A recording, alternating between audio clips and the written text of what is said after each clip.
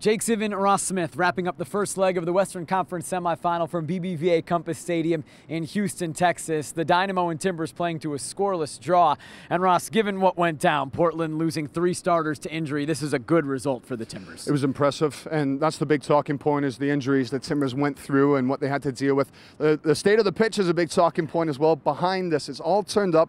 That played a part. But I think the biggest headline that I take away from this is the character of the team and how every single player man dug in and played their part. And just one quick mention, a player who I think epitomized it all, Amobi Okugo. This guy hasn't featured since June, and for what he did on the pitch tonight, it shows that he's been putting the work that we see on the training ground. That is why I highlight him, because the character in this team is some of the best I've seen of the Timbers this year. So hard to keep a clean sheet on the road in MLS. Maybe no tougher place to do it than here in Houston. It took a gritty and gutty defensive performance from the Timbers tonight. 43 goals Houston Dynamo have scored here at BBVA Compass Stadium, and they've only lost once here all season long, and they've only been kept off the score sheet once all season long against Colorado Rapids. And so for the Timbers to put in the performance they did defensively, that's what makes it even more impressive. And I say you could go through the entire team to give them mentions.